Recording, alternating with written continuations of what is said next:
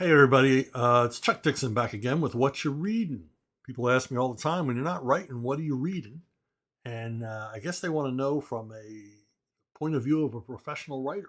I am a professional writer. What makes me a professional writer? I get paid to make stuff up. Let's get to the first book. This is a series. It's illustrated by Don Lawrence. It's Storm, and it's a long-running series, science fiction series that I believe started in France, publication in France. But in Brazil, they put out these wonderful, oversized, they're almost the size of like one of the old Treasury editions. These wonderful, oversized editions of Storm. Of course, they're in Portuguese and I can't read them.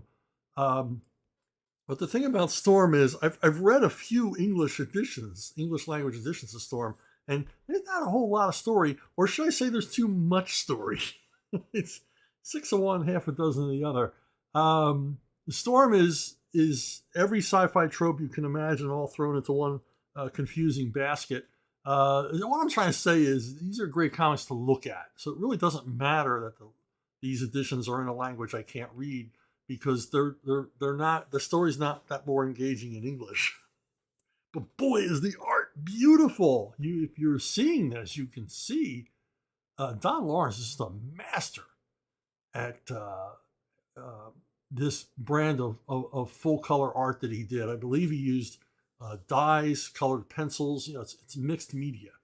I've seen some Don Lawrence originals, and they're very much, very often done in Dr. Martin dyes. The basic color layers are laid down that way, and because that's why that you got these eye-popping, super vivid colors that even come through in publication. I don't know if you know this or not, but a lot of times what you see in publication is it's never as bright, it's never as crisp, it's never as contrasted, clearly contrasted as an original. I guess that's, everybody knows that, right? There's only so much publication can do, but Don Lawrence very much painted these things vividly in bright colors. And my largest problem with the story is that there's not a lot of cinematographic storytelling, because the writer doesn't leave Don Lawrence any room for it. Storm and Ember are the stalwart male and female heroes of this series, and they face, well, what did I do there? They face one horrible situation after another, and escape by the skin of their teeth every time. But the thing is, the events come so quickly, the stories read almost like an extended trailer for a longer story.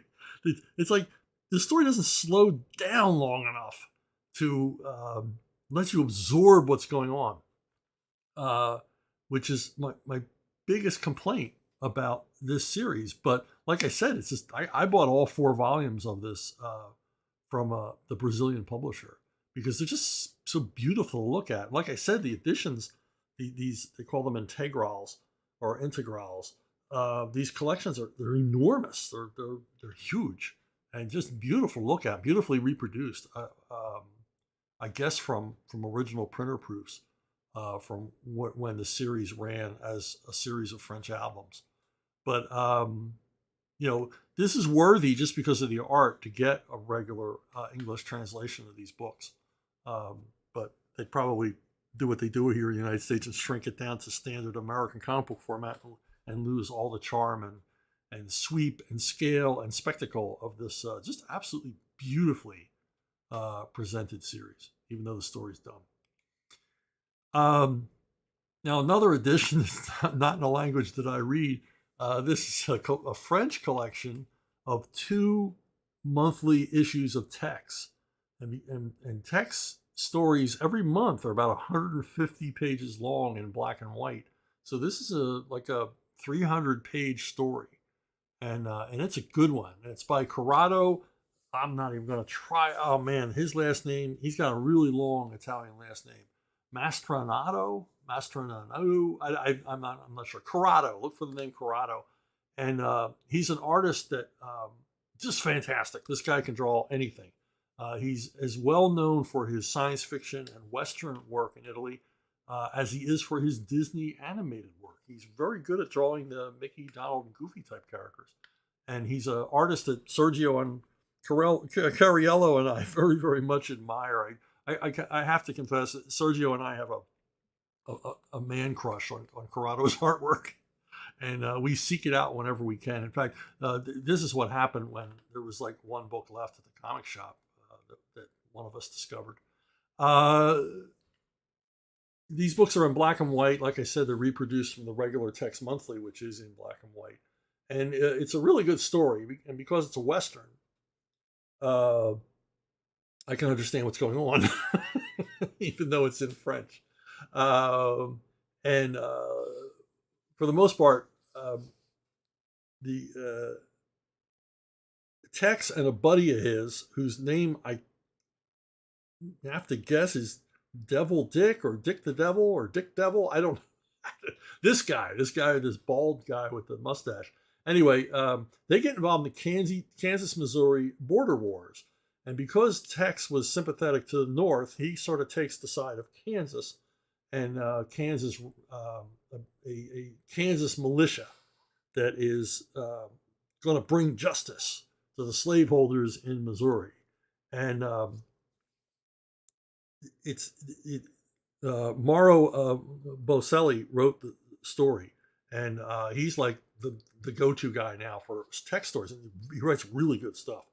He was my editor on my 3 Tex stories that I wrote for Benelli, and he accurately portrays the gray area of morality in the Kansas-Missouri border wars. There really was no good guy here. It was, bandit gangs disguised as militia. They were reavers, they were looters, they were poachers, killers, and rapists on either side. And for whatever reason, Missourians hated Kansans and Kansans hated Missourians. And it was just a really ugly war. And in this story, Tex quickly learns it's not that he's on the wrong side. He would never support Missouri in this conflict, but he realizes the company he's keeping are a bunch of rat bastards. And he does what he can to take care of business, as Tex Willer always does. But just an awesome collection. And if you're looking at the art, you can see this guy's just simply a master storyteller, a master at the chiaroscuro artwork, black and white. He's also terrific in color, but he just, everything is period accurate. These locations and characters live and breathe under his pen and pencil. And the shootouts, Texas shootouts are, well, I've said this before. Tex Willer is the best Western comic ever, and it's the best Western comic in the world. And a lot of it is because of the attempt to be authentic and action-packed. And the shootouts are marvelous. They're always wonderfully blocked out and evocative. And I wish they would translate more Tex into English here. Epicenter